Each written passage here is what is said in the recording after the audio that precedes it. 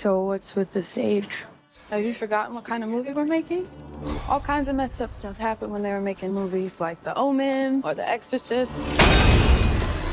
I'm so excited to chat with you. I was a huge fan of you in the Fear Street trilogy, and well, Fear Street 2, I should say. But and I love you in The Exorcism. It is such a fun and twisty little movie. What about the script and your character really sparked your interest to be a part of it? I mean, I just thought Lee was really cool. She's a really, passionate, headstrong person who's not afraid to be herself and speak her mind. And I found that really relatable. She's also a young queer woman in the film world, which I also found really relatable. And I love the horror genre. I think it's really exciting. And to make a movie about the tradition of exorcist films and to flip that tradition on its head to, the man is usually in power and the woman is normally the victim. And in this, we were able to turn that inside out and flip it, which is really exciting. And I only want to make movies that are innovative in that way. Well, I love that this movie did that because, I mean, it really has so many unique layers to it that, like you say, it does just sort of flip this genre. But I did want to ask, though, since this does tackle the exorcism genre, did you find yourself doing a deep dive into past movies for sort of research and prep? I mean, I've always loved The Exorcist. It's one of my favorites. I think that's an incredible film. And so I definitely rewatched that like a few times and was constantly thinking about, the roles that Ellen Burns finds herself in, but also the role of, the key priest in that movie. I think there's a tragedy in that film that is present in ours, and there's a hope against hope that I felt really drawn to. It's fun to dive into tragedy. I think what's great about the original Exorcist is that there is like a grounded family at the heart of it. And that is what makes the stakes higher and what makes the family, and the scary, and I think we wanted to do that with this movie as well. And I think it's a great job, and that actually segues nicely into my next question. But I love the dynamic that you and Russell have throughout the film. It feels so real and so lived in. And I'm curious what it was like building that dynamic and rapport with him prior to and during shooting. Yeah, I mean, Russell's great. He's a really loyal person. I've known him actually since I was like 12.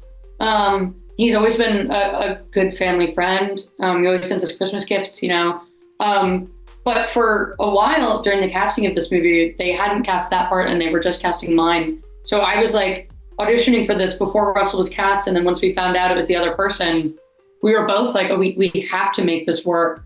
And it did, thank God. And yeah, I think because we've known each other for so long, we weren't, I wasn't intimidated by this movie star stature that he seems to have, but he wasn't also afraid of like meeting a new person. We were just able to get past that and talk to each other like people and figure out where these characters were coming from and bring a lot of that natural chemistry to the film. We're also both like Aries. We're both really strong-headed people. We're both really passionate people.